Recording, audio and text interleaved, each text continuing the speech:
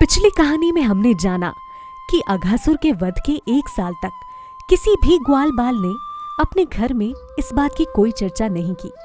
ये बात सुनकर महाराज परीक्षित ने शुकदेव गोस्वामी से निवेदन किया कि इसका कारण बताएं। शुकदेव गोस्वामी को परीक्षित महाराज के प्रश्न करने पे अत्यंत प्रसन्नता हुई।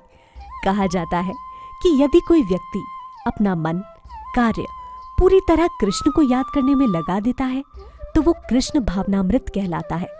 भौतिक जगत की कोई भी बात बार बार सुनने पे बासी हो जाती है, लेकिन जहां तक दिव्य कथा वस्तु का संबंध है वो कभी बासी नहीं होती। एक गुरु का कर्तव्य है कि अपने जिज्ञासु शिष्य को उत्तर दे। इसी पे शुकदेव गोस्वामी ने बताना शुरू किया कि क्यों 1 साल तक किसी भी ग्वाल बाल ने अघासुर की घटना के बारे में किसी से कुछ नहीं कहा। उन्होंने बताया, कृष्ण अघासुर के मुख से अपने मित्रों और बछड़ों को निकालकर यमुना तट पे गए। वहां वो सभी लोग अपना अपना भोजन निकालकर खाना खाने लगे और हंसी खुशी कृष्ण के साथ भोजन का आनंद ले रहे थे कि तभी अचानक उन्होंने देखा कि यमुना तट के आसपास गाय के बछड़े, जिनका वो ध्यान रख रहे थे, कहीं दिख नहीं रही। ऐसे में कृष्ण ने कहा, तुम लोग भोजन करो, मैं देख कर आता हूं। कृष्ण अपने हाथ में भोजन का एक निवाला लेकर सबको ढूंढने गए। हर जगह देखने पर भी बछड़े कहीं नहीं मिले। जिस वक्त अघासुर का वध हो रहा था और सभी देवी देवता पुष्प वर्षा कर रहे थे, तभी ब्रह्मा जी ये देखकर हैरान रह गए कि कैसे इतना छोटा सा बालक इतना आश्चर्यजनक काम कर गया। हालांकि वो जानते थे कि ये छोटा सा बालक साधारण नहीं, श्री भगवान ही है, लेकिन ब्रह्मा कृष्ण की और लीलाएं देखना चाहते थे।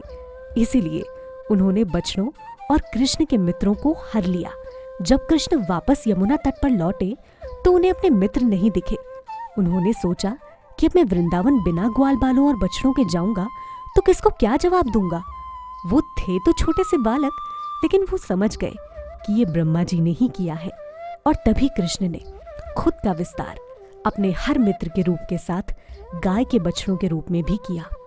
इस घटना के बाद सभी ग्वाल बाल, जो कि कृष्ण का ही विस्तार थे, अपने अपने घर को लौट गए और बछड़े भी अपने बाड़े में लौट गए। वृंदावनवासी अपनी संतानों से भी ज्यादा कृष्ण के प्रति प्रेम की भावना रखते थे, लेकिन इस समय सभी वृंदावनवासी अपनी संतानों के प्रति भी उतने ही प्रेम भाव को महसूस करने लगे। उस वक्त सभी वृंदावन की गोपियों को कृष्ण के विस्तार यानी ग्वाल बालों को दूध पिलाने का अवसर मिला। कृष्ण ने केवल यशोदा माता को ही ये अवसर नहीं दिया, बल्कि सभी गोपियों को भी मां का दर्जा दिया। सारी गायें अपने बछड़ों को लेकर वात्सल्य से भर गई थी। उसी तरह से वृंदावन के सभी पिता अपने पुत्रों के प्रति वैसा ही प्रेम भाव रखने लगे थे जैसा वो कृष्ण के साथ रखते थे। वृंदावन में इतना बदलाव देखकर बलराम ने कृष्ण से पूछा कि ये सब क्या हो रहा है। वृंदावन के सभी लोग अपनी संतानों को लेकर इतना वात्सल्य से कैसे भर गए हैं जिस प्रकार वो तुम्हें प्रेम करते हैं। पहले मैं सोचता था कि ये सभी बालक, गाय और बछड़े ऋषि मुनि या कोई देवता हैं, पर अब प्रतीत होता है कि ये सब तो तुम्हारे ही विस्तार है। इसका रहस्य बताओ, वो सारे बालक और बछड़े कहाँ गए कृष्ण? बलराम के प्रश्नों का उत्तर देते हुए कृष्ण ने पूरी घटना सुनाई और बताया कि किस प्रकार ब्रह्मा ने उन सभी ग्वाल बाल और बछड़ों को छुपा लिया, इसीलिए कृष्ण को खुद का विस्तार करना पड़ा। उसी समय ब्रह्मा अपने एक ही क्षण में सभी ग्वाल बाल और गायों को लेकर वापस आ गए। ब्रह्मा का एक क्षण हमारे 1 साल के बराबर होता है। जैसे ही ब्रह्मा ने उन सभी ग्वाल बालों को पहले से कृष्ण के साथ खेलते हुए देखा तो वो हैरान रह गए कि ये सभी बछड़े और ग्वाल बाल कृष्ण के साथ उपस्थित कैसे हैं, जबकि ब्रह्मा ने तो उन सभी ग्वाल बालों को योग शक्ति के माध्यम से सुला दिया था। ब्रह्मा को वास्तविकता दिखाने के लिए सभी ग्वाल बाल और बछड़े विष्णु के रूप में दिखाई दिए। ब्रह्मा अनेक देवी देवताओं से शक्तिशाली हैं, लेकिन ये देखकर वो खुद भी चकित रह गए। उन्हें ये प्रतीत हुआ कि वो खुद भी कृष्ण की शक्ति को पूरी तरह समझ नहीं पाए। वहां खड़े रहकर ब्रह्मा जी को एक कठपुतली के समान प्रतीत हुआ। कृष्ण ही समस्त जगत के स्वामी हैं, जो सभी देवी देवताओं और जीवों के चालक हैं। प्राकृतिक जगत में ब्रह्मा जैसा व्यक्ति भी भगवान की माया को समझने में असफल रहता है। ब्रह्मा जी को परेशान देखकर कृष्ण ने योग माया का पर्दा हटाकर ब्रह्मा जी को सब स्पष्ट दिखाया। भौतिक जगत में योग माया की वजह से ही व्यक्ति भगवान की लीलाओं को समझने में असमर्थ रहता है।